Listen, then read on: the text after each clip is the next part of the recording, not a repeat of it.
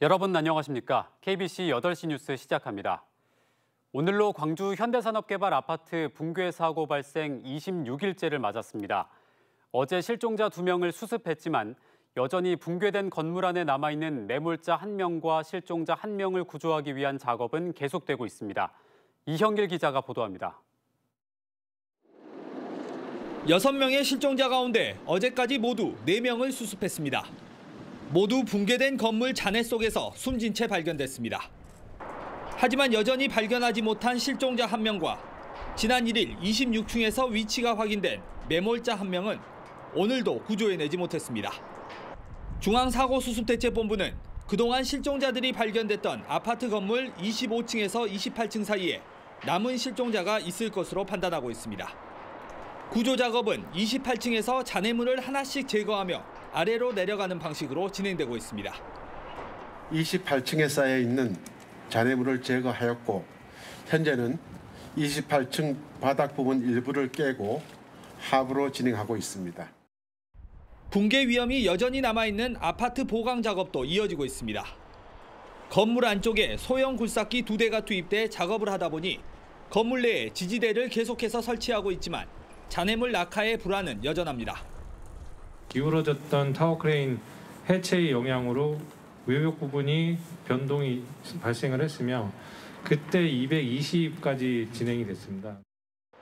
구조당국은 잔해물을 제거하며 구조대 진입로를 만드는 한편 새로운 공간이 확인되면 내시경 탐색을 이어가고 있습니다. 이제 마지막 남은 2명의 실종자를 구조하기 위한 작업이 이어지는 가운데 마지막 실종자를 구조하기까지는 아직도 상당한 시간이 걸릴 것으로 전망됩니다. KBC 이영길입니다. 네, 다음은 코로나19 소식입니다. 광주와 전남의 코로나19 확진자 수가 연일 빠르게 증가하고 있습니다. 광주는 오늘 오후 6시 기준 남구 노인복지시설 관련 3명과 북구 장애인시설 관련 5명 등 모두 1,253명의 확진자가 발생했습니다. 어제 하루 광주에서는 1,244명이 확진되며 처음으로 1,000명대를 기록했는데 오늘은 오후 6시 기준 역대 최다치를 넘어섰습니다. 전남은 무안과 나주에서 각각 58명이 발생하는 등 22개 시군 가운데 18곳에서 확진자가 나오며 오늘 하루 450명의 신규 확진자가 나왔습니다. 전남 지역에서 진단키트를 활용한 신속 항원검사 양성자 중 88%가 PCR 검사에서 코로나19에 확진된 것으로 나타났습니다. 오미크론 우세종화로 새로운 코로나19 검사 체계로 전환된 가운데 전환 첫날인 지난 3일 전라남도에서는 신속 항원검사 양성자 181건 중 88.4%인 160건이 기존 PCR 검사에서 확진 판정을 받은 것으로 집계됐습니다. 코로나19 먹는 치료제 처방도 진행되고 있는데 어제까지 전라남도 내에서 46건이 투약됐습니다.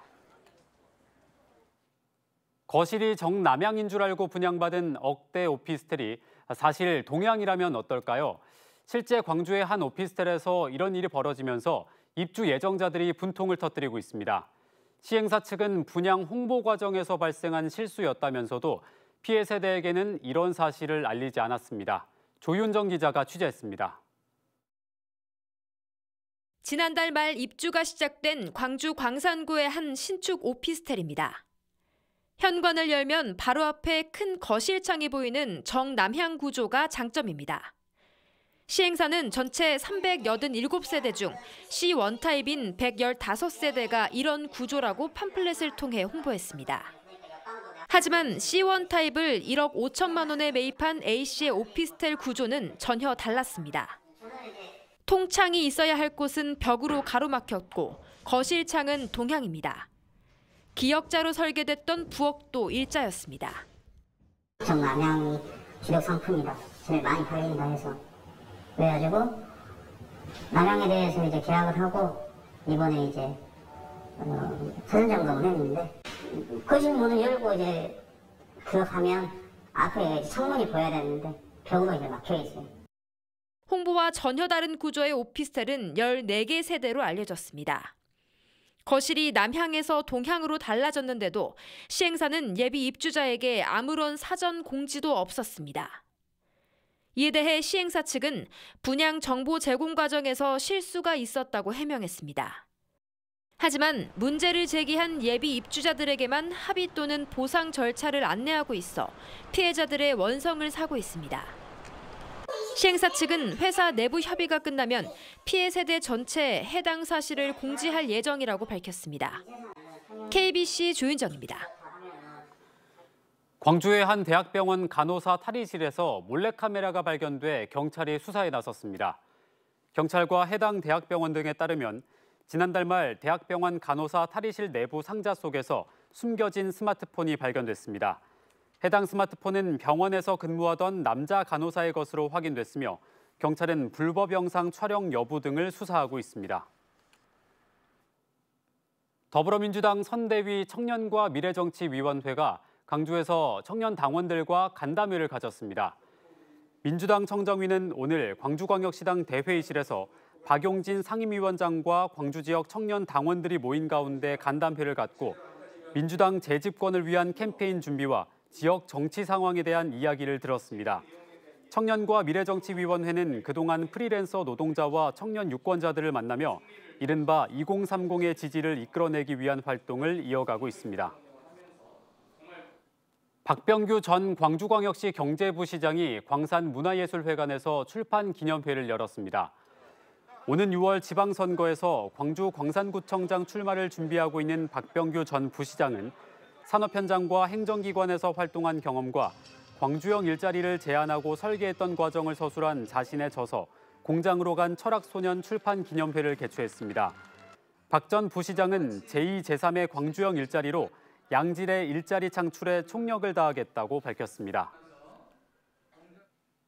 국민의힘 윤석열 대선 후보가 내일 광주를 찾습니다. 윤석열 후보는 오늘 제주 지역 방문을 마친 뒤 내일 광주로 이동해 5.18 민주묘지 참배와 화정동 아파트 붕괴 사고 현장을 찾을 계획입니다. 또 광주 김대중 컨벤션 센터에서 열리는 광주 선대위 필승 결의대회에 참석한 뒤 광주의 인공지능 산업 선도도시 계획 등 지역 공약을 발표할 예정입니다. 주말인 오늘 광주와 전남 지역은 한낮에도 0도 안팎의 추운 날씨 속에 서해안 지역을 중심으로 곳곳에 눈이 내리고 있습니다. 내일 오전까지 영광과 신안, 목포, 무안, 한평 등 전남 서해안 지역에 1에서 5cm, 광주 등 전남 내륙 지역에는 1에서 3cm의 눈이 더 내리겠습니다. 내일 아침 최저 기온은 광주 영하 3도 등 영하 6도에서 영하 1도 분포로 춥겠고 낮 기온은 영상 4도에서 5도로 예상됩니다. 여수와 광양, 순천에 건조주의보가 내려진 가운데 여수에는 강풍주의보까지 발효됐으니 산불이나 화재에 조심하시기 바랍니다. 해상에 내려진 풍랑주의보는 오늘 밤과 내일 새벽 해제될 예정입니다.